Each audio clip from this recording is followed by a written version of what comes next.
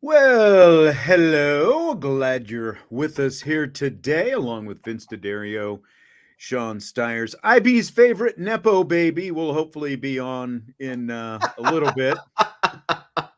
Never heard him described like that. I kind of like it. Well, it's like, sometimes you just gotta go with it, I guess. Right? It's got to call it what it is. That's what people think. That's what people think. Just go with it. So Jesse is there's apparently tornado warning going through Cleveland, and his apartment is without power right now. So he was supposed to start us off.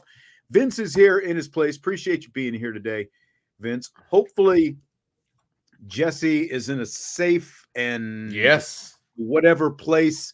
He's going to try to join us for rapid fire later. So we'll just kind of have to play it by ear and see how it goes. So I am because he's not that far away from us, you know what I mean? And so I guess I've been in the basement for the last few hours, so I don't know what exactly is happening outside, but I don't think that there's any kind of tornado issues happening around us, right? I don't know if you were watching the news this morning, like before practice. I was actually watching Olympics, and they cut in.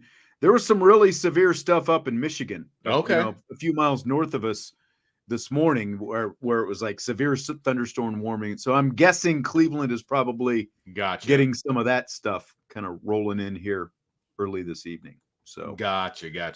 No, I was not watching. I was watching the Olympics, but I was not paying too much attention to the actual news itself. So I guess if a tornado came through, I would have just bit the dust. Well, I mean, if you're watching on the main, NBC affiliate, I would have thought. Now you do streaming though, so I don't know if it was. I'm not, because we were watching. What were we watching? We were watching the women's volleyball was going on, I believe, this morning as I was watching, and I think there was one other sport that was going on as well. I wasn't up early enough to watch, women's wrestling.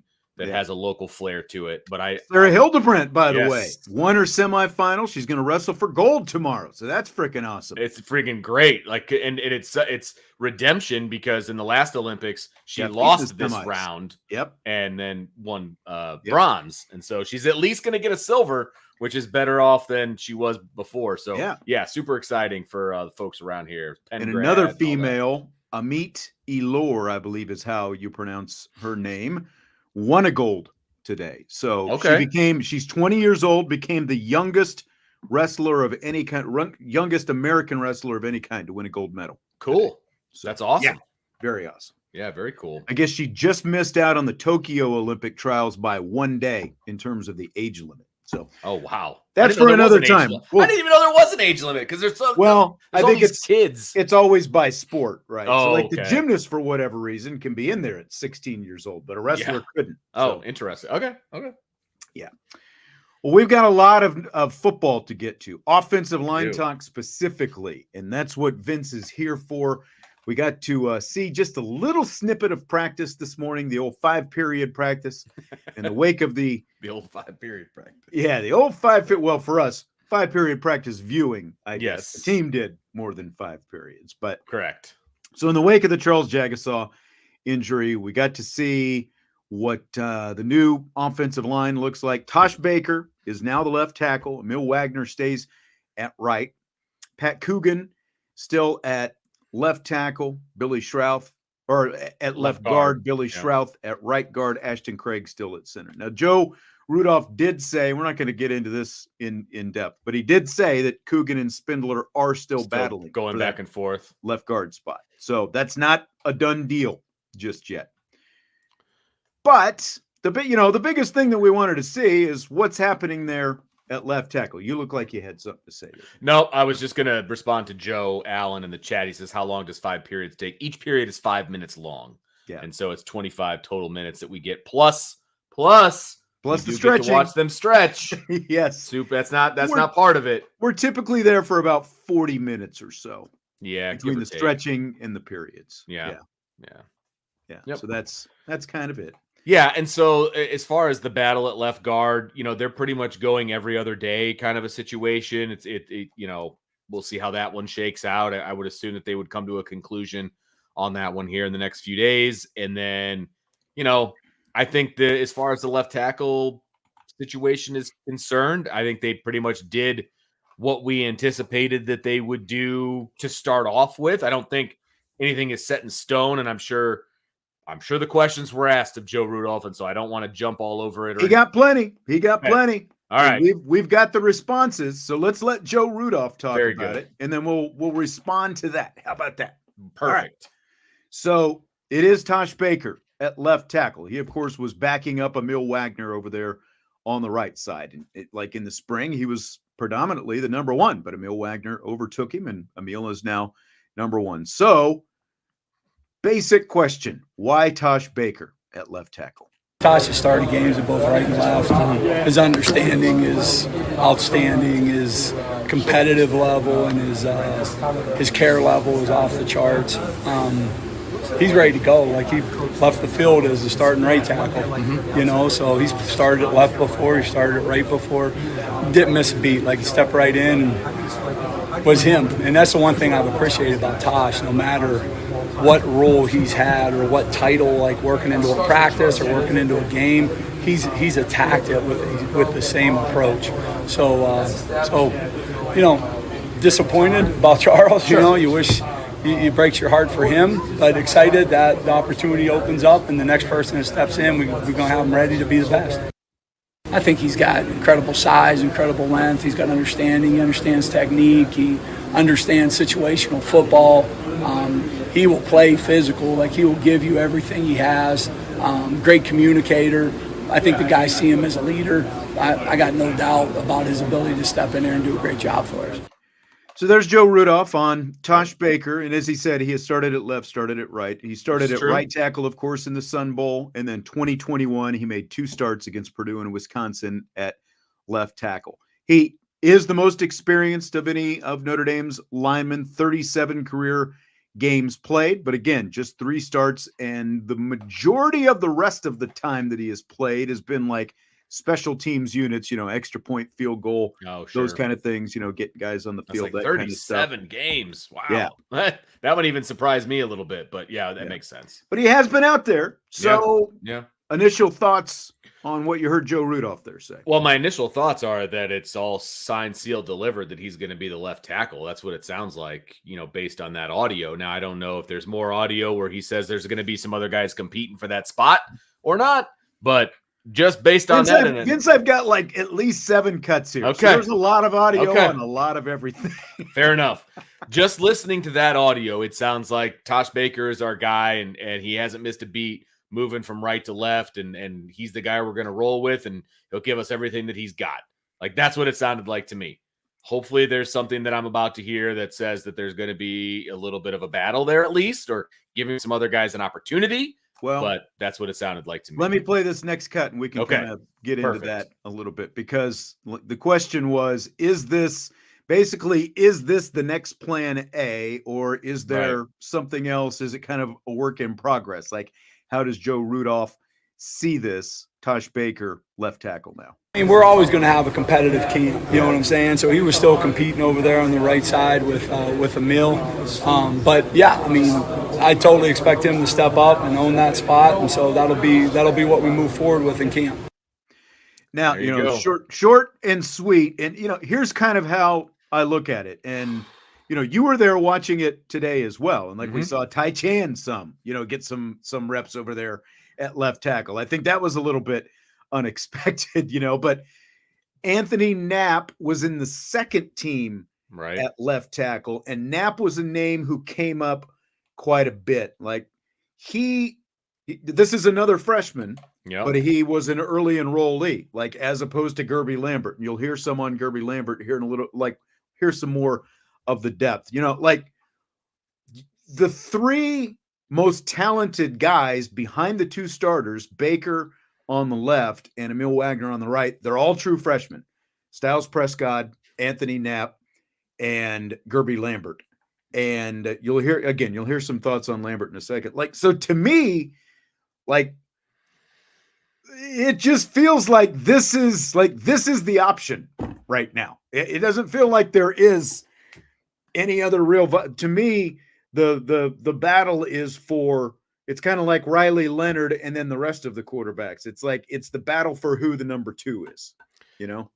Yeah, I mean, that's kind of what it sounds like to me as well. And I guess I will say this. I will say that I was hoping there would be more of an open competition at that spot. I was hoping that. If they're super confident that Tosh Baker is the guy and that's who they're going to run with, then so be it. I'll after I see a little bit more, I will surely form more of a definitive opinion on that particular decision. But I will say at this point, I was hoping it would be more of an open competition. Well, like, who would be competing for that, though? I would have Tosh Baker, obviously. I would have Sullivan Absher get some snaps there. I would have Guerby Lambert get some snaps there. I would throw them all out there, see what they can do. You know, put them out with the first team, see how they operate. You've got plenty of time between now and Texas A&M prep to do that. Now, if this was game 3 or game 4, yeah, you put your experienced guy in there and you roll with it because you've got 3 practices to get them right. Fine. But this is August 6th, and this happened a few days ago. You've got time to kind of experiment and see, you never know if a guy's going to step up and, take control of that position, that kind of a deal. And look, it's nothing against Tosh Baker, these guys are getting reps. They're just not getting first team reps. So, I want them with the first team, though. I want them with the guys that they're going to be next to if they happen to be on the first team, because there's nothing like first team reps. But doesn't that take away from Tosh Baker and his ability to, for line cohesiveness and all that, like for whoever he's going to play next to? Like, do you need that open audition with the first team, or like if you're not even cutting it with the second team, like what are you showing that you deserve to be? You know what I mean? Like, what are you showing that you deserve to be there? If they're not cutting it with the second or third team, then fine. But I don't think that's the case. Like, there's too much talent there to make me think that none of them are cutting it. You know what I mean? Like that. And if Tosh Baker is such an experienced guy, if he's got so much experience, then he can take a day off of being with the first team and he'll be fine. Yeah. Again, it like the snapshots of practice we're getting are essentially tell us nothing. They tell us, some line drills. Like, we got to see the offense run out there, plays against air, that kind of thing today. It's not like we're seeing competitive snaps where they're going back and forth, so I do have to trust that the combination of Joe Rudolph and Mike Denbrock are trusting what they see with their eyes, and that, again, the most experienced, like, there's some talent behind them. I'll tell you what, I'll go ahead and play this about the depth right now, because again, Anthonie Knapp's name came up a few times, again, a freshman early enrollee in the spring, and he's kind of emerged. It almost sounded for a little bit like he was potentially the number 2 at either of the spots, because he's practiced a little bit at both sides. Joe Rudolph, wasn't quite willing to go that far, but he is definitely, it sounds like, the backup on the left side. Here it is. I finally found the cut as I kind of tried to stall there a little bit. But so here's Rudolph. He'll start off talking about Knapp and a little bit of the depth with some of these other guys. Well, I think Tosh is our answer at the left tackle position. The question is, what does Anthonie actually work into as a tackle? Like, what all can he be able to do for us, and can we trust him to be like, hey, we need you. You got to step in and get this done. I think that's what the rest of camp's for. But he's having a good showing. He's doing a great job with it. And some young guys are coming on. You know what I mean? Like Sully absolutely has the ability to go back out there and play. Got no doubt in that. And then Ty Chan, Guerby Lambert. Guerby's just a little bit behind in coming in the summer, and he's doing some really, really good things. It's just that there's a lot of things going on offense and defense that he's trying to close the gap on. And Styles Prescod, who also could be an answer there. Styles is getting over that knee he came in with from high school, so he didn't really practice for most of the spring, but now he's kind of overcoming that, and he's showing some good signs. So it's early in fall camp, so our job is keep pushing, keep helping the rise. But Anthony's done some really good stuff. He's been playing left. He played right in the spring. Feel like he could do either one if you needed him to. Still pushing it the right. Like I could, if you needed a left, Sully could play left. He had played left. Knapp could play right. Ty Chan's got reps there with the second group today with the right side. Keep pushing Guerby and Prescod and see where they're at. But we got some different opportunities there at the tackle position. Okay, Vince. They're all kids. They're all young. Yeah. See, and I think that's the thing. When you've got a guy as experienced as Baker, albeit in whatever predominant reserve capacities, and you've just got there's a lot of young talent there, but it just doesn't sound like 1 week into training camp it's anywhere close to being able to compete with that. That's the line that they're giving us, is that these young kids aren't mentally ready to do it. That's what it sounds like to me. They're basically saying we're going with the experience and that's it. But here, I guess my pushback would be, okay, does he have more experience than the young guys? Sure, he's got 3 starts under his belt. That's only 3 more starts than everybody else. Like that's not a ton of experience. And the fact that he's got 37. No, but he's been in the program for 5 years. I get it. I understand 5 minutes for the other 3. 5.5 for one, 5 for the other 2. I wouldn't be pushing the quote unquote experience card too much because he doesn't have a ton of it. No, but I mean, do you want to trust a true freshman, as talented as he might be, and as good as he might be even by the middle of the season, if not a year from now? Do you want to trust that when you have a quarterback who had the kind of injury that he had last year and had 2 surgeries, on his ankle and foot in the spring? Do you want to trust? Because all it takes is one blown assignment, and then everyone's worst nightmare comes true, in front of everybody on national TV. I would trust him enough to give him some reps in practice. That's where I'm at. Because again, it's the first week of August. Right. This is I can live with that. It's a completely different conversation if it's October. You know what I mean? We're having a completely different conversation. Hey, it's Tosh Baker. You roll with the guy that's been in the program, et cetera, et cetera. I have no problem with that. It's the fact that it's so early in camp that I think you at least give them a shot. Now, if they go in there and they blow it, okay, cool. Then you go back with Tosh and you call it a day, and you coach him up and all of that. I just don't think it's as clear cut as we're going with the guy with experience. That's the only comment that I have on that particular part of it. I think you've got time to give other guys some opportunities, and it doesn't sound like that's going to happen. And okay, I mean, that's the decision that you make. That's what you're going to roll with, and I hope it works out. Well, but I mean, we did see Ty Chan get some first team snaps. We did. He didn't even mention Ty Chan in that cut either. So it makes me wonder, why did you waste those reps? I guess is my biggest thing. You know what I mean? Because he asked him who has the opportunity to, compete or whatever. Who's your backup?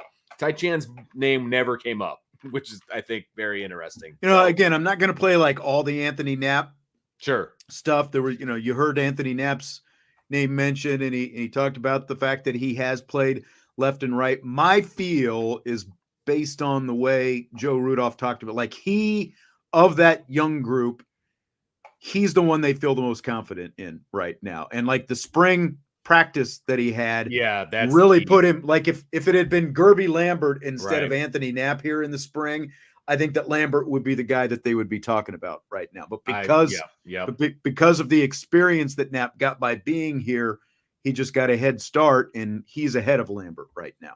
Right. And he made that pretty clear in the last cut that we heard, is that, he wasn't here in the spring. He just got here in the summer. And so he's kind of playing catch up from a mental standpoint, which there is some credence to that. I get it. I understand where he's coming from in that regard, because he probably is way behind from a mental standpoint, and seeing college defenses and understanding Mike Denbrock's offense and all of that. I think that is legit, right? Does he have the physical tools to play left tackle? He didn't really answer that part. He just answered I don't think he's ready mentally part. You know what I mean? And I think there's two parts to that. Yeah. And, again, there's still 25 days between now and game one where I think depending, and I don't know how he processes information. Well, see, and that's the thing. Again, he's in, Rudolph is in the film room with these guys and he's on the practice field with these guys. Sure. So he knows, he has to have a pretty good idea of just how quickly he thinks that these guys could potentially get up to speed. It sounds like they feel confident enough in Knapp being the number 2 right now. Again, it's not like there are any more experienced options than Knapp because there's just total, lack of experience pretty much all the way around. I'm curious what you think about Mike's comments. We do have to preface this with Mike is a big Guerby Lambert supporter. Oh yeah. So, but he says, I'm not a Rudolph fan. He's not about the best player. He's about the player that needs the least coaching to him. Is that your read or no? That's not my read. My read is that he trusts guys that are older and he trusts guys that have experience and he trusts guys that are going to go to the right place at the right time. That's why, Pat Coogan is getting the time that he's getting. And it's why Tosh Baker is pretty much the anointed starter at left tackle right now. It has nothing to do with him not wanting to coach or being lazy like that. Those are two completely different things. Coaches are going to play guys that they trust, and sometimes the talent will outweigh that. And sometimes it won't. You know what I mean? And right now, he doesn't trust that Guerby Lambert is going to be able to go out there and execute from a mental standpoint as opposed to Tosh Baker. And that's where he's sitting right now. And I understand where he's coming from. I don't know that I necessarily agree with that blanket statement, right? But like I said, if this was week 3 or 4, then yeah, I get that. I understand that. You put the guy in that you trust. I just think you have an opportunity here to potentially coach up a younger guy who has more upside than the guy with the experience. And I feel like maybe he's not thinking about that and maybe he is. Maybe he's going to coach him up from the third or the second team and give him a shot later on. But I think his past dictates that is, now that Tosh is the left tackle, nothing is going to change. Yeah, and I mean, Mike's saying they didn't mind trusting Alton Fisher as true freshman. Again, look, everybody's different. Again, there were limited options then, and it's not like Alt became the starter as soon as Fisher went down. It was the 4th option. Yes, Baker came first, and then as somebody said yesterday, Tosh Baker probably would start for a majority of Power 5 teams in the nation. He had 2 NFL guys in front of him. He very easily could have been starting the last couple of years, but he had 2 NFL guys in front of him. And again, it's not like you can't make a blanket statement when it comes to freshmen. You can't, as a coach, especially in a road environment, in a season opener and the whole thing, you can't play upside over the guy that you think is best for the job right now. It's still about who's best for the job right now. Sure. Now, that doesn't mean that by week 5 or week 6, it might be one of these other guys. One of these guys might pass up Tosh Baker. And I've got confidence that they'll make that move if that becomes the case. I don't. Where do you get that confidence from? Because they didn't make that move last year. And I think that there was a guy on the roster that was better than the guys that were playing, and they didn't make that move until there was an injury. Well, I mean, again, I'm taking him at his word. Maybe I am the naive one. I don't know. But based on what he said, Coogan was the more consistent guy coming out of camp. And that's why he got sure. I get that. I get that. And that it took, and I think Schrouth has even talked about this, that there were some things that he had to continue to work through. And that's why by the time we finally got to see Billy Schrouth later in the season, he was as good as he was, because there were some things that, he was kind of finishing and he became the guy. So I don't think, again, I don't think in the moment that it was Coogan. They obviously have remained confident enough in Schrouth that he has essentially implanted himself at right guard, and he's displaced the guy who started off the season, Spindler, who started off the season there as well. I agree that he is the best guard on the roster right now. There's no doubt about it, and that's why he's starting. You're talking about. Yes, right? But that happened in the offseason. I think he was the best guard on the roster probably halfway through last season and had worked through all of those things. And there's no way, I don't think, that he would have played if there hadn't been an injury. That's why he played, because there was an injury and they didn't have a choice. So then he played, and he clearly was better than the other two. Right. And got that spot. I think if there was no injury to either guard, I don't think Billy sees the field the whole year. That's my opinion. I just don't think he would have. Probably a good chance that it didn't happen, based on the way things went. Yeah. Yeah. So that's why I'm saying I don't think that there's going to be, if they're going to start Tosh at left tackle, regardless of the progress that either of the young guys makes behind him, I don't think he gets moved out of that spot unless he gets hurt. I hope I'm wrong. No, I mean, there's a lot of different things that go with. So Andre is asking, Vince, who would be your ideal starting five? Really hard because I don't have an ideal starting left tackle because I'm not at every practice. Right. And while I am advocating that they give a couple of other guys a shot, I'm not saying that they're ready to be the starter either. You know what I mean? So I don't want people to think I'm just pounding my fist that you have to start Guerby Lambert or you have to start Sullivan Absher or, you have to start Anthonie Knapp or whoever, right? Just so you don't start Tosh Baker. I'm not saying that. I'm saying you need to give those guys an opportunity for the possibility of starting at left tackle. Right now, if there was a game tomorrow, I'm starting Tosh Baker at left tackle. I'm also starting, I guess the rest of the way would be Rocco left guard, Ashton Craig at center, and the rest of the same, right? Billy Shrouth at right guard and Wagner at right tackle. Like that, I don't know who my left tackle is going to be 25 days from now. I need to be at practice to see it.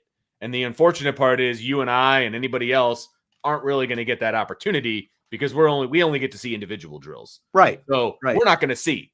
We're not going to know who the best guy for the job is. We can extrapolate, we can guess, we can say, based on high school film. Well, it doesn't matter it doesn't matter. I need to see it right now, day in and day out. Me, again, like I know you've said that these guys should get a shot with the first team to show what they can do with the first team. Like to me, it's a little bit like, well, you've got to, like we coached in high school, you've got a JV for a reason. If you're not cutting it at the JV level, you're not going to get pushed up to the varsity level. So I'm fine with if they're evaluating these guys with the second and third team.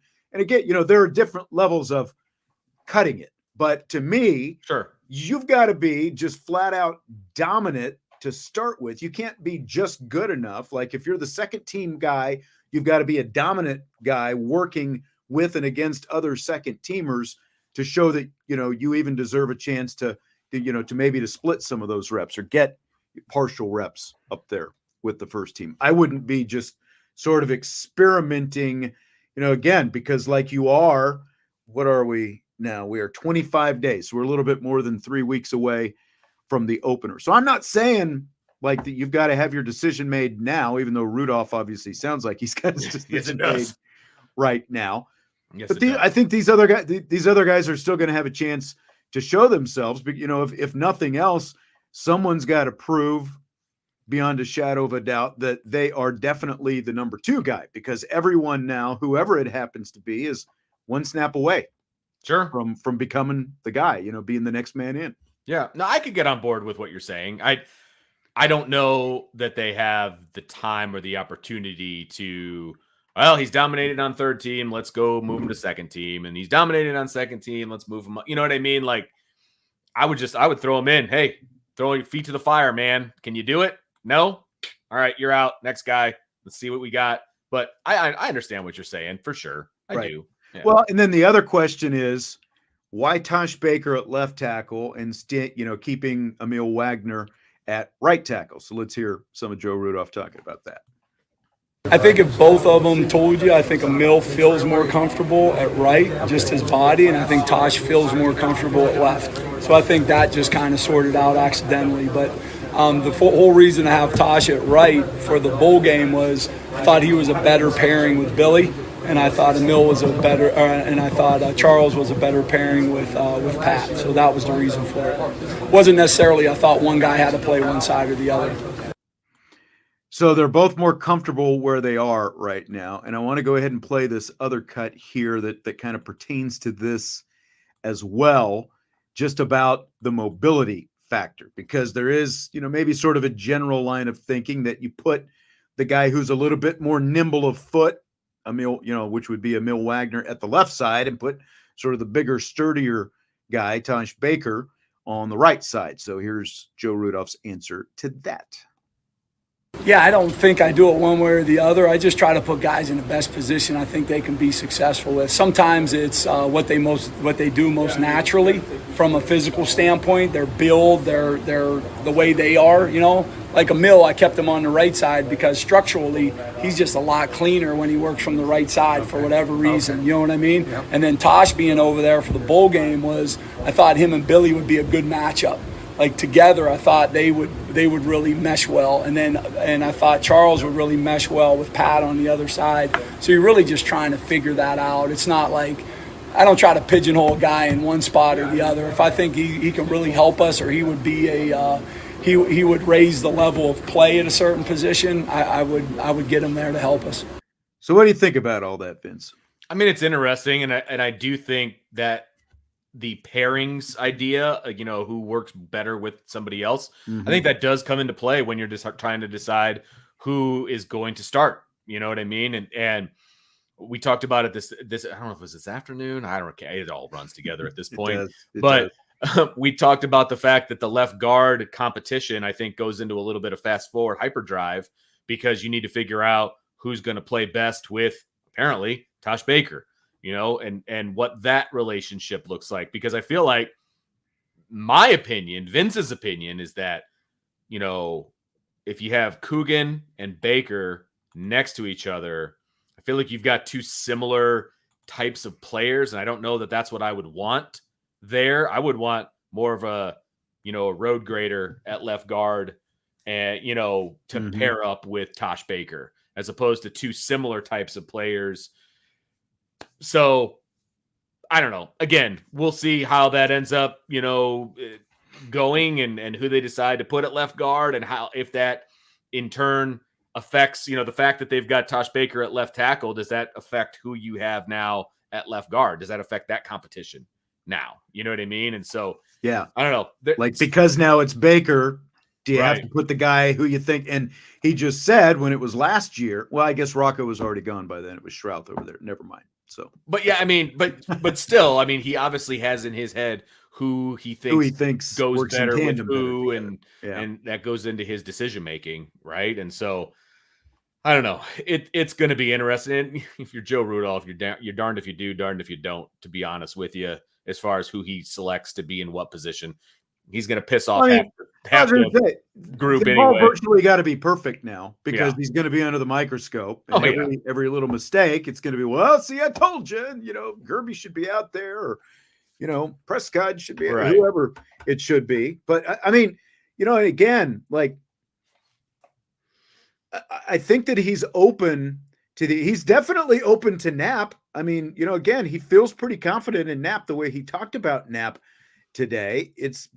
And a big part of that is just because he got all that more experience in the spring, but he has also shown that he can do it, from whatever opportunities that he's had so far. So, I mean, I don't think that he's like opposed to any of these young guys getting opportunities. They've just, as you heard him talking about Guerby Lambert there are just things going on both sides of the ball. And it sounds like he's still there's just a lot to process, kind of figuring some of that. Yeah. I don't think it necessarily sounds like a physical thing. I think that it's just making sure that he's assignment sound, the majority of the time. Yep.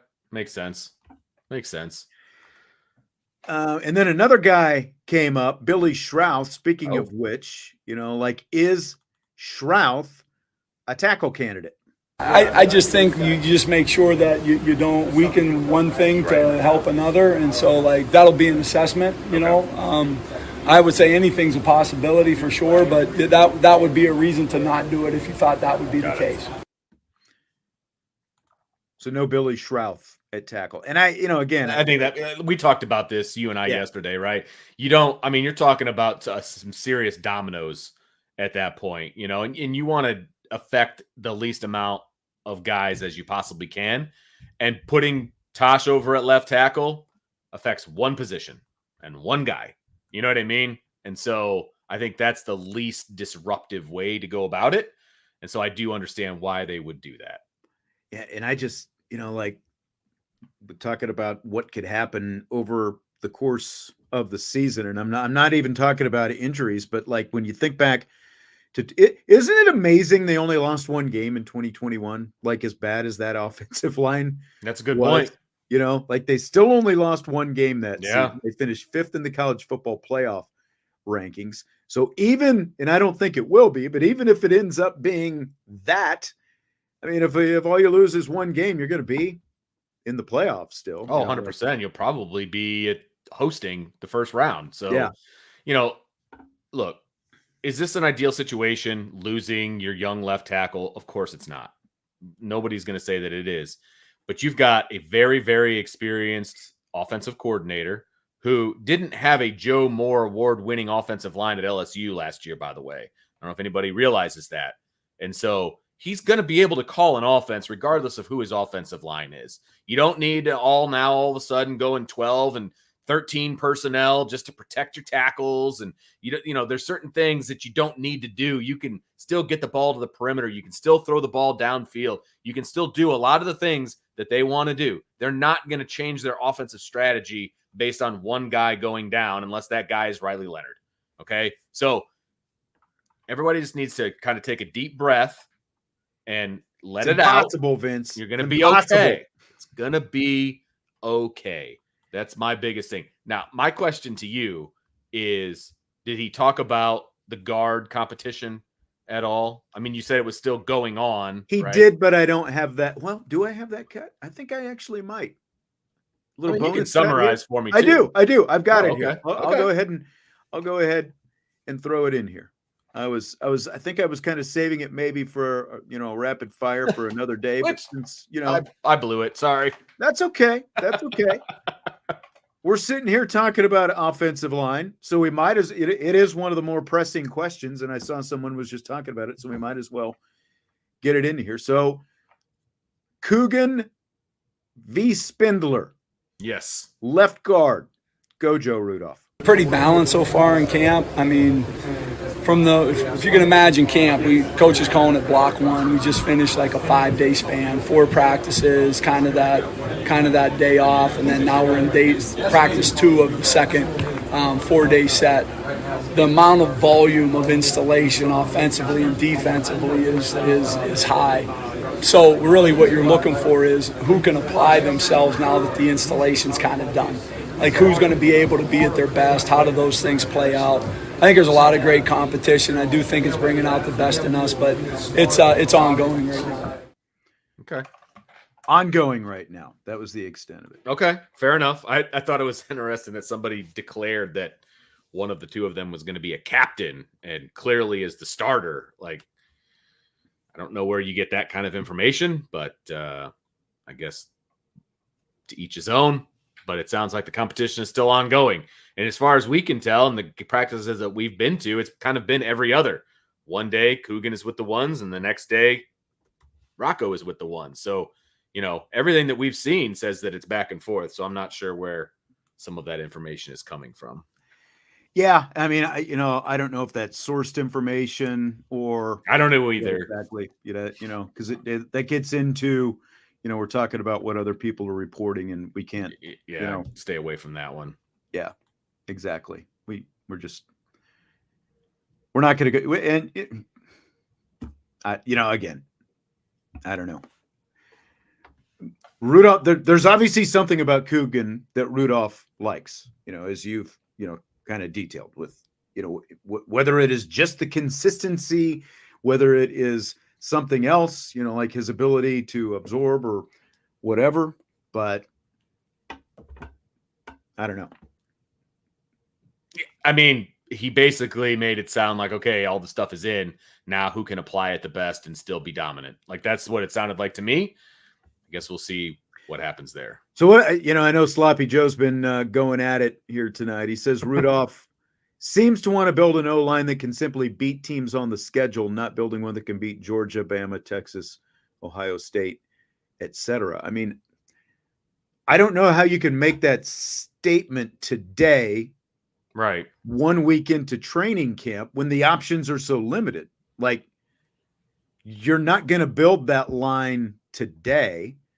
Tosh Baker today makes the most sense. It's like, again, there's a ton of talent there, but I don't think that applies to this situation. I mean, I guess I would say, who's your offensive line that would beat those teams right now today on August 6th? Like what 5 guys that you could come up with today that beats those teams? You know what I mean? Like, yeah. I don't know that there's an answer to that right now. There's still so much camp to go, and there's so much season to go. This is, no matter who he starts, no matter who starts on the offensive line, it's going to be a completely different line come December as it is now in August. Completely different. Yeah. And like Mr. 2.0 said, I think he wants to have the best offensive line he can for Texas A&M. I think that's the most important thing right now. Completely agree with that. Completely agree with that. Because again, we were talking about this yesterday, and obviously, once you get past Texas A&M, like, whatever issues you do or don't see against Texas A&M, then you're going to play Northern Illinois, Purdue, Miami, Ohio, before you get Louisville at the end of September. Like, so you've got a chance. I mean, no matter who you're playing, you obviously want to see as few mistakes as possible. Of course. They've got a chance to learn from whatever happens against Texas A&M over the next 3 weeks. Right. Absolutely. And look, right now, goal number 1 is to be 1-0. And I know that sounds like coach speak, but that is uber important right now based on everything that's going on. And I mean, your sole goal right now is to be 1-0. If you can get out of Texas A&M 1-0, then you worry about everything else. You know what I mean? Because you've got a bunch of get-right games after that where you can, move some pieces around and do some different things. Well, look, and the other aspect of this is, now I realize Miami, Ohio won the conference. They were a solid team last year and all that stuff. But at the very least, Northern Illinois and Purdue in back-to-back weeks, if you do what you're supposed to be doing, there's an opportunity for whoever that next unit is to get in there and get some actual game reps and evaluate some of that on film as well to see exactly where they do stand against real competition. Right. And I do think, all this focus on the offensive line, it's important. Don't get me wrong. You need to have a good offensive line. You're forgetting about the rest of the talent on this team as well offensively. There's a lot of it, and it's still there. So it's not all going to hinge on one offensive lineman. So, yeah. I agree. Do you agree, Jesse? I think so. I don't like to agree with Vince. It's fair. That's fair. I'm going to say you've got pretty quality sound on your phone, especially. Do you have power? Is that a light I see in the background? No, that's just natural daylight. Still no power. It's the God-given light, huh? It's getting hot in here, I'll tell you that. Just don't finish that why you're wearing the hat? Have the storms calmed down at all? Yeah, storms are done. There's just no power. Yeah, that's rough. Yeah. So for those joining us, for those who are joining us late, Jesse, who's in Cleveland, started the show under a tornado warning, and his apartment is without power. So that's why Vince jumped in to start off the show. I thought it was funny. I was leaving the office to get back to the house because we started getting all these, like Amber Alert type alarms going off on our phone, and then the sirens were going off outside, and a couple coworkers were like, "Oh, it's just a storm. What are you guys so worried about?" And it's like, oh, okay, yeah, no big deal. As I'm driving home, there's a light pole that's like fell on a car. Just all kinds of debris in the road, raining hard. It's like, yeah, nothing to worry about. It's like all that. I think all those people live south and don't realize that a lot of us have to travel back north into the storm. I was like, I'm just trying to get home before this thing gets too crazy. Well, on that note, boys, I got to be somewhere. I'm glad I could help out. All right. You guys appreciate it, Vince. You guys have a wonderful rest of your show. Sounds good. See everybody later. All right. I will talk to you tomorrow. Tag team action. Well, I mean, Jesse, you missed obviously the bulk. Did you have any offensive line thoughts before we move this show along to the next level? I was surprised to say, because I watched some of that press conference and I just saw some bits and pieces from Rudolph. And then Pat Coogan kind of came out and talked a little bit. I guess I was a little bit surprised to see Baker at left tackle.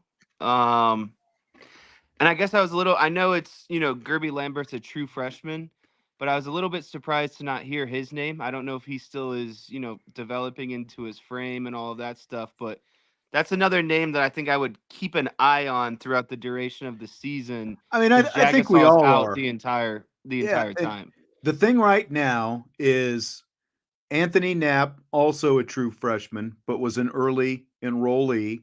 So he was here all spring, working through the spring and the summer, whereas Lambert, higher rated, yes, but got here in the summer.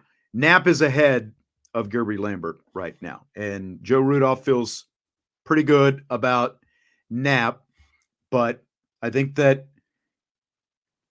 mental reps, are kind of a thing for Lambert, just figuring some things out. So he is still third team right now with an opportunity to keep getting better. I think he will over time. I just think it's going to take a little bit of time and hopefully, I think a lot of people are pretty panicked right now with Tosh Baker over there something we were just talking about. Like, what's your feel? One thing I didn't even mention, Joe Rudolph did confirm today that Aamil Wagner is sitting at around 300 pounds right now. So he is finally up to 300 pounds. He has gained more than, 25, 30 pounds since he's been here at Notre Dame. So he is up there at 300 playing on the right, but whereas, he's 300.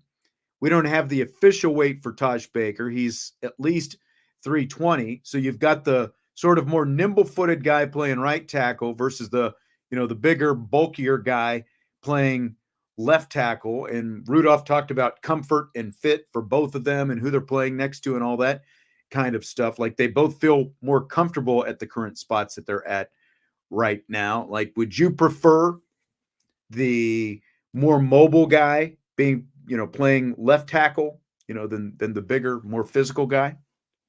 Yeah, I think the blindside tackle should be your more mobile and athletic tackle. But, listening to Coogan, Spindler, and just seeing some of these guys, I'm not overall worried about it because of the way that they're talking about that they train in this offseason. A lot of these guys just look more, how would I say, just tight. You know what I mean? The faces look slimmer. The bodies are looking slimmer.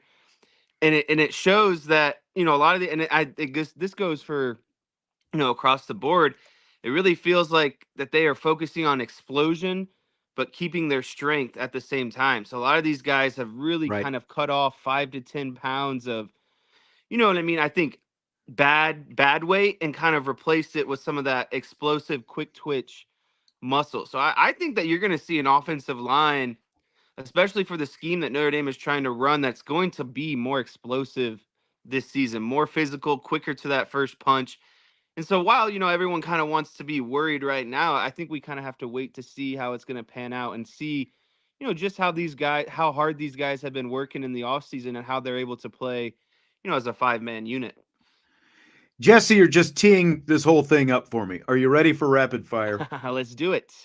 So fill in the blank. It's blank that Viper defensive end Jordan Botelho says he's dropped close to 20 pounds and is weighing between 250 and 255 right now. It's finally something positive when it comes to Jordan Botelho. And I saw him in his interview today, and I never knew he sounded like that. First of all, he's got like a very kind of like, deep. Just I don't know. It's not he's not what I thought he was gonna sound like. First of all, but he definitely looks trimmed up, deep and yet soft spoken. Is that kind of? Yeah, he's like kind of like deep, but like very not a lot of the like deep answers, just kind of quick, short answers. But no, in all honesty, I've said it before. Jordan Botelho is one of the bigger question marks to me at the defensive end, at the Viper position. So seeing something kind of positive come out of his offseason training was, something that made me feel a little bit better. He talked about how he was down in Florida, immediately after, I think, spring camp. He went straight down to Florida and continued to work out, continued to get in shape, lost some of that weight. And, to me, I like a Viper that's going to be quick. I don't want, a more heavy set kind of slow footed Viper. And so if Botelho can get in, better shape, and that allows him to be quicker, come off the ball faster, but not lose any of his strength when he's, battling some of these big tackles, especially against, Texas A&M, then I'm all for it. But at the end of the day, we'll see. I know Boubacar has been continuing to, shine in fall camp. They said he was even better than what he was in spring camp. So, if I'm Jordan Botelho, I'm feeling the pressure. And I think that's something that's good for Jordan Botelho because he needs to be pushed in some regards. Yeah. And I mean, he continues to run with the number ones. And I'm trying to remember, about what Boubacar Traore weighed. And I'm trying to look it up here right now. He's a little bit lighter than that. Cause like someone was he's 240. So he's even smaller. And like Mr. 2.0 is asking, do we want him that small? I mean, Isaiah Foskey is only about 10 pounds more. Look at the Bosa brothers in the NFL. Yeah, exactly. I think it's much more about just what you were saying, the explosiveness and the quickness getting off the line. So, I mean, it's the first move. Can you beat the tackle in your first move? And so Jordan Botelho is not going to win, going full on strength, bull against these tackles. He's got to be able to. He's got to be a speed rusher. Yeah. He's got to be a speed rusher. He's got to develop moves and use his quickness and his agility to his advantage. So I think if you're getting under like the 240 range, kind of more like your linebacker type weight, I think then that's something to be concerned about. But as long as he's staying between 250 and 260, I think there's nothing to worry about. He really needs to use his speed to his advantage, and that's how he's going to be effective as a pass rusher.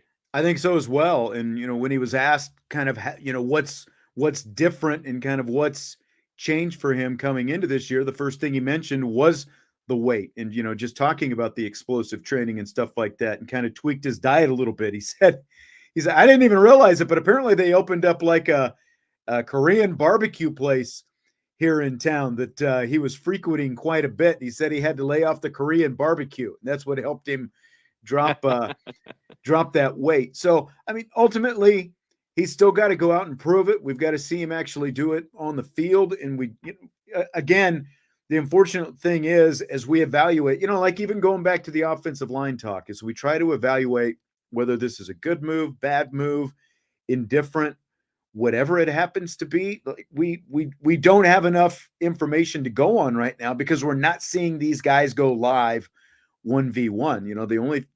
The only hint of that we got to see was on day one last week, and they weren't in pads. So it's always going to look a lot different, when they're not in pads, when you don't get to see them live. So it's a good start for Jordan Botelho. And again, like not only does he have to come off the edge and explode, but because he's the Viper, he does have to cover space as well. When you're talking he's about going to be better in coverage and stuff like that. Yes, you expect him to be better in coverage. So I think it's the way that you're going to be able to mix and match him in pressures.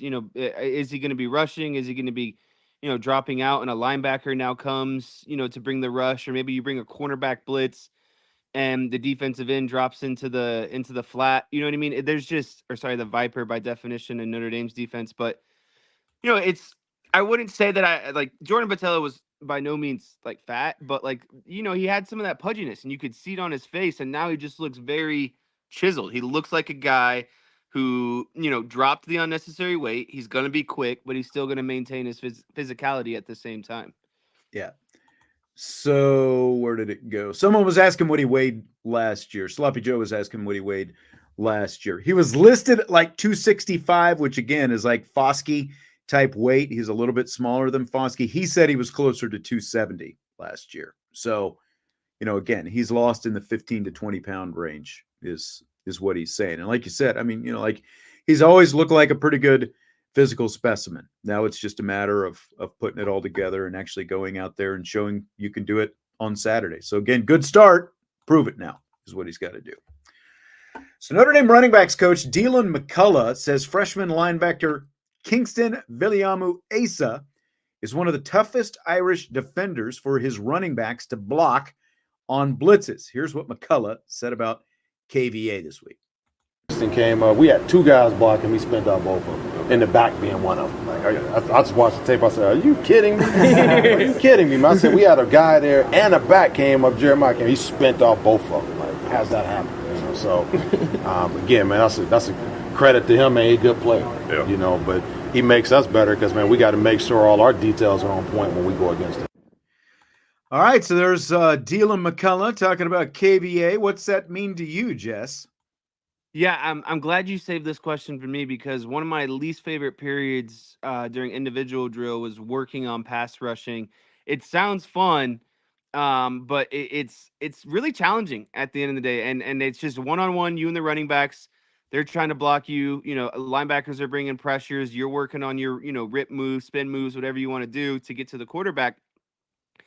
Me personally, I wasn't blessed with as much agility and the, side to side and the spin moves and, that sort of stuff. And so when you hear KVA is doing this and as a true freshman, to me, it's like nothing but excitement. Like this is what you want out of a linebacker, a guy who can, create pressures.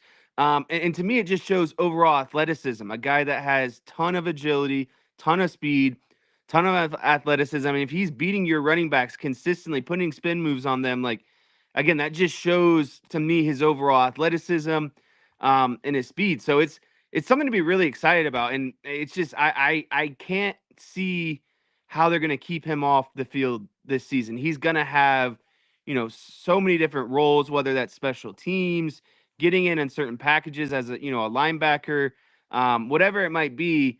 I just think there's so much talent and athleticism that we continue to hear about, and he continues to put, display in practice, that it's just, there's no way he's not going to be on the field this season. No, he is. He might not be a 3-down linebacker, but at the very least, he's going to be a 3rd-down kind of guy who's going to come on the field and get after the quarterback because, like that one day in practice, we did see some of that where he came on the field. The first thing he did was get after the quarterback. He and Jaden Osbury both, getting out there and coming on the blitz. So, Drake Bowen, still a place for Drake Bowen being the guy, but I think that you are going to have a hard time keeping Kingston Viliamu-Asa off the field at the very least because he's going to come in these different packages, whether it's nickel, whatever it happens to be. He can be a package guy and carve a big role in the defense. And just like you said, he'll play on a lot of special teams as well. I mean, if you have a guy with this kind of skill set, you use it. You play to those strengths. I know this is going to maybe scare a lot of people away, but you have to realize this guy did get drafted. I think he is, he reminds me of Maris Leofau, but I think he's going to be even better, even quicker, even, even better in the run fits, coverage, all around. I mean, he's going to be an inside linebacker that is playing like a Maris Leofau, who is more, outside, kind of on the edge and that sort of stuff. So to have that versatility and athleticism out of your middle linebacker, who is also, he's got to be strong and big enough to stuff the run, but still has the ability to, do all the other stuff in coverage, bringing pressure. Like that's a huge, huge bonus. It's kind of having, to me, it's like having JD Bertrand and Maris Leofau in the same body is the best comparison I can give. Ooh, okay. Kind of combining the best of both. You know, kind of like that best of both worlds. Yeah, that's how I kind of see him right now. Yeah. Okay, I'll take that. Mitchell's asking recruiting questions. We don't do recruiting questions. That's not us. You can ask Brian, recruiting type stuff, and we've got a new recruiting guy as well, Nick. But I can't tell you what's going to happen on the recruiting trail. unfortunately. Sly Fox asking about Brennan Vernon, and we had some cuts. Was it yesterday? We were doing the Al Golden stuff? No. Yeah. We played a little bit of Al Golden stuff. I know you get it confused because when's the last time Vince did two shows in a row? Seriously, right? Like, check the calendar. It's been a while. Al Golden was asked, I guess it was Friday is when he was asked about it, and then we played it yesterday. He was asked about who has stepped up after Gabriel Rubio's injury, and he brought up guys like Donovan Heinisch. He brought up Jason Onye. He brought up Armel Mukum, who are all guys. The young guy, not Cade. Cole Mullins was the next Cole Mullins, guy. Another freshman who. Cole Mullins, that's the name I was looking for. He brought up Cole Mullins as well. He did not voluntarily bring up Brennan Vernon. He was asked about Brennan Vernon, and essentially the response that you got is still working on it. Still developing, still coming together. So it's that's essentially the extent of it. I wouldn't call that intel one way or the other, but as for right now, Brennan Vernon is a guy who is still working to get himself kind of into that mix. So that's where that is. So we got to talk to Howard Cross today, Notre Dame nose guard, and he mentioned consistency of play when we talked to him today. And so I asked him about the importance of consistency, like how important consistency is to him. And it was very interesting. Here's what he had to say. Strap in. It's extremely important. Like, why would you have a fantastic 3 games and then just have an awful next 2 games? Like, that doesn't do anything. Or if you that's how you get to the number 1, number 2 spot. How you get to the national championship. You do it by being consistent every single time, not just having fantastic. Like, I think there's the season that they won. Coach Saban had a season where Alabama won, and then they almost lost to, I don't know, some wacky bum team. I don't know. I saw an interview on TikTok or something like that. And again, every other team, they blew up by 60, 70, and then this team they blew up by 7, 8. And Coach Saban lost his mind. They were already 8 or 9, 10 games in. They beat every team by 80 or 90. He lost it, and he still to this day he's referencing it all. It's since 7 or 8 years. He still references that game. And again, and he's won 5 or 6 more national championships since then. But he still references that game. You need to be consistent all the way through. You can't just And I pray that we get to that point where we're them. We have to act like it. We can't be complacent. We have to be all right, we've gotten to this point because we've done this stuff. Keep doing it. You know what I mean? Not we got to this point. All right, we're good. We got it. That's not really how this works. So a couple of different things. One, Howard Cross was obviously doing his Max Bulla. He was, man, he is all the hands. He is a nervous hands guy. Yes, very much. That's what all that thumping was with the, that you heard there. It was Howard Cross talking with his hands. 2, before that, he had essentially, he was just given, kind of relatively brief answers. And then I asked him a simple question about consistency, and he just went off on the importance of consistency. So, what do you think about that, Jess? I find it to be admirable because he's a veteran at this point, and he has to be a leader for these young defensive linemen, him and Riley Mills. And so, they talked about it or kind of touched on it today.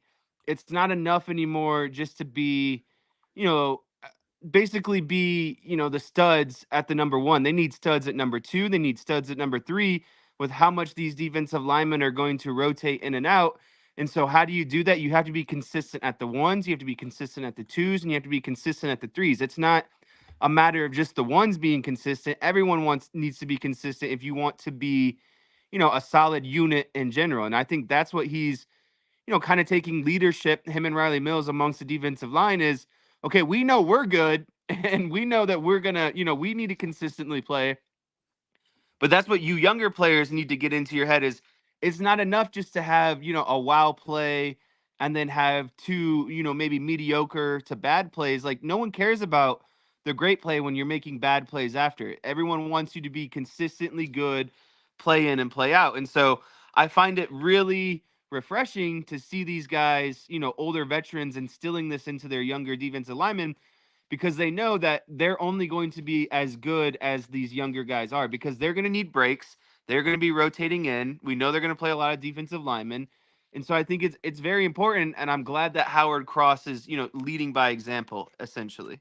Yeah, and and that's kind of what it's interesting that you went down that path, because that was kind of the question before that. Like with such an experienced defensive line, like how does that, is the mindset any, like what does that mean, with as much experience as they have? And then, then he kind of touched on consistency a little bit, and then of course he went into that. Look, I think the consistency sometimes sounds like just a cliche, trite answer, like coach speak sometimes, or even player speak. But I think that, there's just a ton of importance to it because of all the layers that you just outlined right there, and because of what Howard Cross said right there. Andrew, interesting follow-up. He says, the problem with this soundbite is, why isn't Freeman reminding them about losing games last year? Cross has to draw inspiration from YouTube clips? ?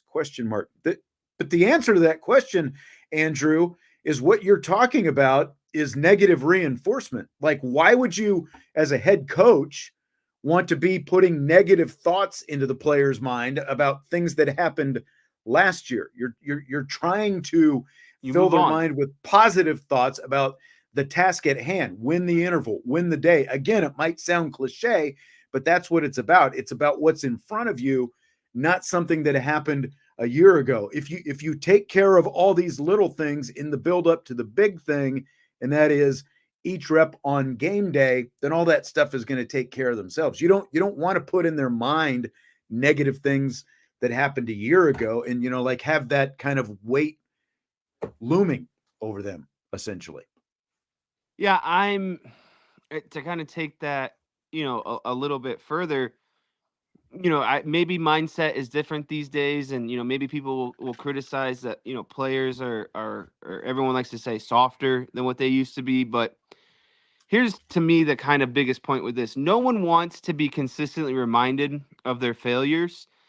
Everyone knows what happened. Everyone knows the shortcomings that they had as the individual, and how and the shortcomings they had as a team in those games. And when coaches start kind of preaching like, oh, well, you don't want Louisville to happen again, well, where do you think your mind naturally leads to? And you start kind of doubting and Louisville will yourself. Happen again. Yeah, then now you're playing Louisville, and all these doubts start creeping in. And so instead of playing with confidence and playing 100 miles per hour, now you're playing with doubt. And we all know when you're playing with doubt, you're not moving as fast and playing at your full potential like you could be. So that's kind of where I would go with that one. Again, Andrew, he wasn't talking about Saban necessarily using, because he said, Andrew's saying, he's talking about how he was inspired by Saban focusing on a poor showing. It's like, it was the example that he was using about the importance of consistency. So like, he might have been motivated by somebody else, but again, it's like, that was Alabama's, not even loss. It was just like, that was Alabama's, step back. They're not blowing people out by enough. It's not necessarily like he's being motivated by, and maybe Howard Cross is being motivated by those things. I'm sure he's motivated by a lot of things because, as veteran as he is. So, but I agree. I think the important thing is for them just to focus on this year and not get caught up, thinking about negative thoughts from last year and that kind of thing. So here's a little from defensive coordinator Al Golden, who was asked about comments from Arizona State grad transfer Jordan Clark about how many of his current defensive teammates just love football, and if that's something they want to identify, Notre Dame wants to identify when they are looking at transfer portal players. Yeah, if football's social for you, like, this is not the place. Like, if you want to be great, if you want to be really coached in the fundamentals of the game, the ball disruption, how to defend a screen, how to tackle, different techniques in the run game. If you want to be challenged with that all day, how to play situational football. If you want to be challenged that with every day until every one of those tools becomes your own, this is the place to come. And that's the truth. Like if you just want to roll the ball out and just play the same coverage, every play, like this is not it. So this is an NFL system that we execute and that we are given to the guys. They're empowered to take it over and execute at a high level. And to do that, you need to recruit the type of young man that you're talking about. And we couldn't be happier than we are with those guys that have come in the transfer portal. So I don't know about you, Jess, but when I heard Al Golden say, if football is social for you, this is not the place. This is not a social gathering. What did you think? I thought that was a little dramatic. I know that there are instances where what he's saying is true, but, most college football players love football. I think what he was trying to get at is there are guys who love football, and then there's guys who, love football. They're looking for guys who want to absorb as much information as possible, as quickly as possible, and then come to you and say, Coach, we can do more because I understand what's going on, essentially, right? Coach, I understand this coverage. I understand this. Now, what wrinkles can we play off of this? What stuff can we do to kind of play tricks on the offense? So, I think that's ultimately is what he's getting at, is guys who are, basically students of the game as well, because you can just show up, go through motions, and that sort of stuff. But the students of the games, they're studying film, they're studying other tendencies that they see, maybe of not even Notre Dame related. Maybe they're watching football in general, and they say, hey, Coach, I think we could try this, or hey, Coach, I think, this might work in this situation. I think that's the sort of player that they're looking for, is someone who is just going to immerse themselves in as much football as they can and absorb as much football as they can, because that allows the more things to kind of unlock in the Notre Dame defense. Like he was saying, if you just want to play basic coverage, or if you want to, certain techniques or certain skills that you want to gain along the way, well, okay, yeah, you can only do those things if you have a basic, understanding the basics, and then we start moving on to more of those, I guess, harder scheme type things.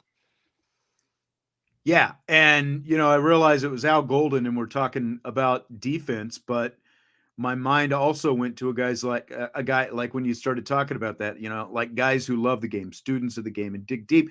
That's the kind of guy that Charle Jagusah was. Like when we got to talk to him in the spring, he talked about he was sitting in the airport after the Sun Bowl waiting, and he had his iPad out or his computer, or whatever, and like he's watching game film from the day before, and he's already critiquing himself from the day before. And he does that after practice all the time. Like he is in there trying to get better every day. And you hope that even though a guy like him is gone for the season with as much youth as in that room, like you hope that there are other guys who can kind of carry that mantle. And there are other guys like a guy like Charle Jagusah could still be an example for some of these young guys, to kind of like, if you want to get on the field, this is the path. This is what you have to do. This is the guy you should be hanging out with. This is the guy that you should be picking the brain of. Like, hey, this guy was going to be a starter as basically a true freshman. Like, he's obviously doing things right. And so at some point, you kind of have to drop that, envy and jealousy and say, okay, well, you have what I want, and I'm willing to work hard to get it. What can you do? What can I pick up from you? What tools can I add to the toolbox? And that's what Notre Dame players need to be. And I think that's the type of player Al Golden is looking for, is, again, people who are just constantly want to learn and get better at their craft. I concur. So Notre Dame athletic director Pete Bavacqua recently told The Athletic that despite these protestations that we heard from USC head coach Lincoln Riley and his doubt about the continuance of the Notre Dame Southern Cal series going forward, the USC administration is, quote, gung-ho about keeping the series alive in the future. Scale of 1 to 10, how confident are you that the series is going to continue? I'm going to give it a 9 out of 10 just because I feel like I don't want to give it a 10 out of 10 and be, overconfident. I'm one of the people who feel like, 10 out of 10 is kind of like 105%. It's not really possible. But, it's a long-standing rivalry. It's a rivalry that benefits, both sides. USC really can't one of their biggest complaints was having to travel to South Bend during, certain times of the year. Like, if anything, that's gone out the window because now they're part of the Big Ten. They're going to have to be traveling, whenever and wherever. It doesn't really matter anymore. So, it's just, I think it's always going to be a quality opponent for both teams. It's already a long-standing rival. And again, it allows, Notre Dame to get out to California, recruit a certain area that they want. And I'm sure it allows USC to do, some of the recruiting that they want throughout the Midwest. So I just there's no real glaring reason why it should end. And so that's kind of my reason why, it should ultimately it's ultimately going to continue. Like, USC is going to be playing actually more games in this region. So to me, it's like less of a problem than what it used to be.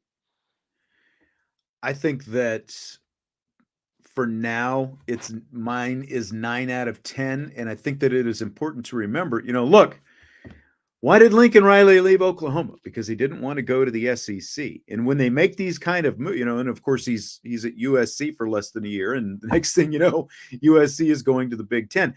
They don't ask for coaches' inputs when they're making these macro decisions like this, going to a new conference. When these schools shift, it is about what? It is about the money. And at the end of the day, while USC being in the Big Ten is about money, you still have an athletic department now that's all these other sports that have to do a lot more traveling. And the bottom line is the bottom line. Notre Dame USC is a huge moneymaker for Southern Cal. When the Fighting Irish go to the LA Coliseum Very true. every other year. And so while it might not be a priority for Lincoln Riley, it is for the athletic priority department. for the administration, for the people who sign the checks and, are watching out for the bottom line. It's a priority for them. So that's why I Lincoln Riley should care because that's probably, a part of his paycheck in some regards. Yeah. And, again, like this came up with the whole talk about LSU and stuff like that. So let's go ahead and predict what Southern Cal's record is going to be. And we'll kind of have a snapshot of what their schedule looks like. So I'll just kind of hit the high notes here, take LSU out because obviously that's a non-conference game. Notre Dame is a non-conference game as well. But, they're playing Utah State this season as their other non-conference game. They're going to Michigan. They have Wisconsin. They have Penn State. They also go to Washington. I think it's going to be a Washington team that's down. And, of course, they have Nebraska, UCLA. So, it's not like they've got the toughest of schedules. It's going to be harder than a Pac-12 schedule. I'll say that, but I just more physical. I don't think that keeping Notre Dame on the schedule is, it's going to be a tougher game, but I don't think it makes or breaks your schedule. The bottom line is you're in a conference and you still have a chance to win that conference and get into the college football playoff just by virtue of doing that. So I can't see why that would be a deal breaker for the USC Notre Dame series. That said, as we know, a lot of rivalries have gone by the wayside. But let's predict Southern Cal's record. They've got an over-under win total of 7.5. So let's predict the record for Lincoln Riley's third season. They start off by playing LSU in Vegas. I've got LSU winning that game. I was going to say, both teams are going to have talented rookie quarterbacks out there. I'm going to have to lean towards LSU. I think it's going to be close, but I think just overall kind of size and physicality is going to, win that game for LSU. I agree. So I think that USC will lose. So they start off the season 0-1, and then they've got Utah State. No reason they should lose to Utah State. Then an interesting very first Big Ten game, they go to Michigan. I think they're going to actually have more talent than Michigan. And I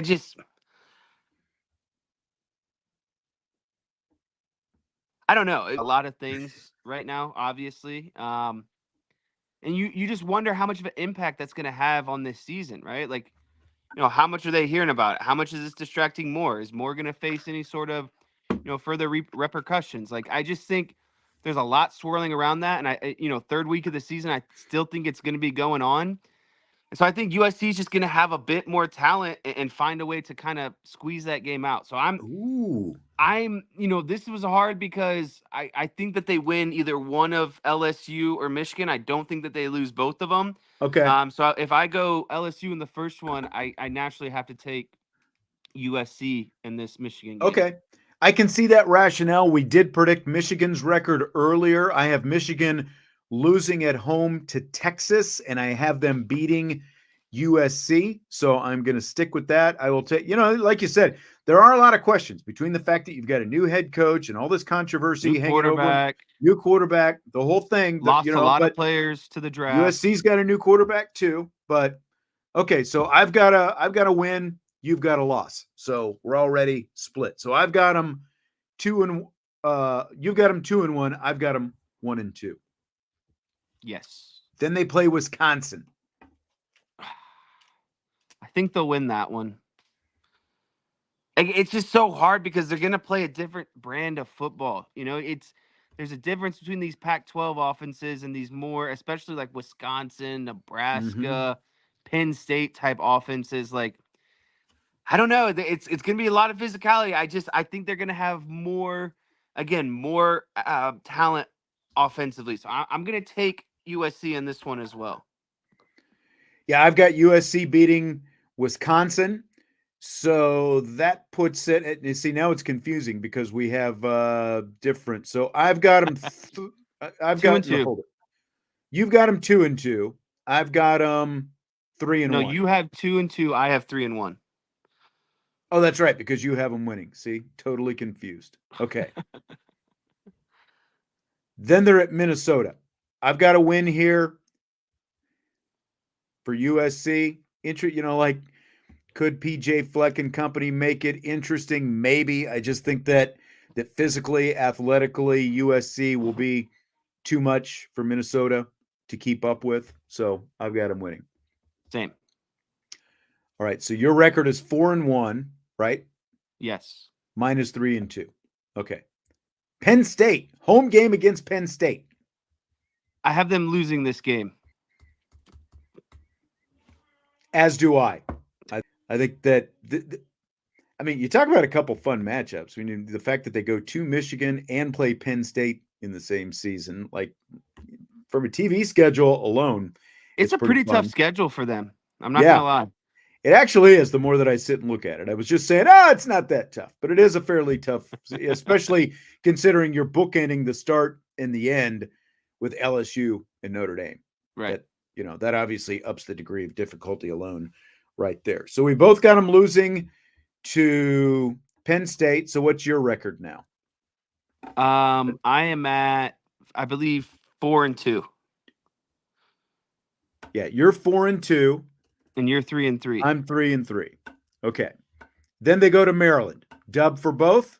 Yes. What about a ruckus? That's a win. I think a dub as well. So now you're at 6-2. 6-2. I'm at 5-3. At Washington. That's a win. I think Washington has too much to recover from between what they lost offensively, their head coach. I just think that USC's in a better position, right? We'll be in a better position. I agree. So you've got them on a 3-game winning streak. And so they are now 6-3 in my ledger, 7-2 on yours. I'm trying to keep track so I don't keep botching it here. Now they host Nebraska. What's Nebraska going to be this season? Big question mark. But again, it feels like the same Wisconsin, Maryland, maybe Rutgers wins that they'll have. I think this one might get a little bit closer. But I think they're going to ultimately win this one. I mean, Nebraska is the king of playing and losing close games. It doesn't matter who the head coach is. Like I heard Matt Rule talk about, we lost all these close games last year. Yeah, well, so did the guy before you. Like, unfortunately, that's kind of the way it goes sometimes until you stop doing it. So, but I think that USC will win this. It's in the Coliseum. I'm not convinced that Nebraska is back just yet. I think that they're going to be closer. I think they'll be a little bit better. But I think, again, kind of like I was saying with Minnesota, that ultimately USC is just going to have way more talent and overall speed than what Nebraska is going to have. So now we go to UCLA and then Notre Dame. Do you see USC winning either one of those games at the end of the season? I think that they will win UCLA and they will lose Notre Dame.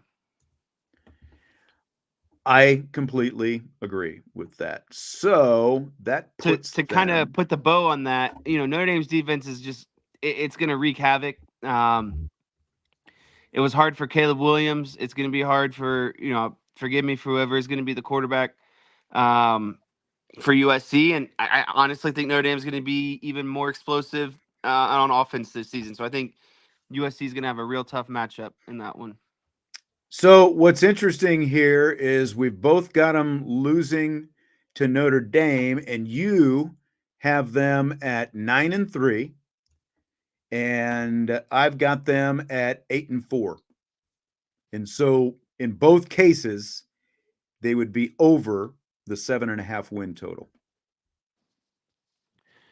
Yeah. I think the only game, obviously the Michigan game is, could be a deciding one, potentially that would put us both at 8-4. So I guess, what game to you would potentially be that 7-5 game? What's that one outside of, your 4 losses that you think would give them the most difficulty? They could drop. Well, I've got them. Like, what's the swing game? What's the swing game that's going to put them over that, 7 or 8 over under? That's what I'm trying to figure out here right now, because you have Nebraska?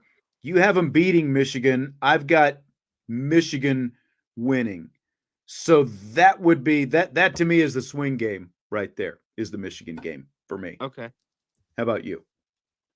Yeah, I think the combination of the Michigan and Nebraska games are really ultimately, I think, what's going to decide them, being a 9-3 or a 7-5 team. It's a relatively tough schedule. I'm not going to lie. Like you said, ending, book start with LSU and Notre Dame, and having,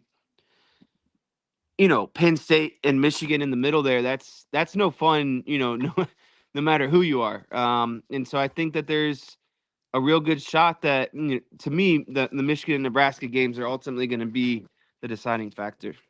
We had one more question. I'm going to save it for tomorrow, since you're going to be coming in for rapid fire again tomorrow as well. We're actually going to have a tag team effort again tomorrow. Vince will start. Jesse will close. He'll bring in his heat at the end of the game. Or is it a little bit more, like a little bit more Trevor Hoffman change up, come in, with that big time change? Yeah, I'm more so dotting the corners. Okay.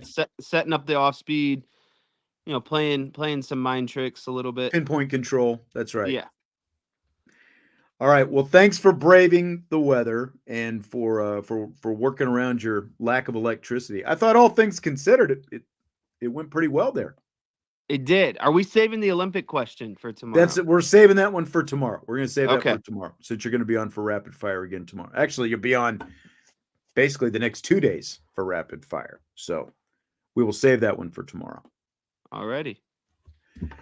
All right. Well, we appreciate you being here. A lot of offensive line talk tonight. We heard from Joe Rudolph earlier in the show. A lot of great comments from him. A lot of great input as well from the live listeners.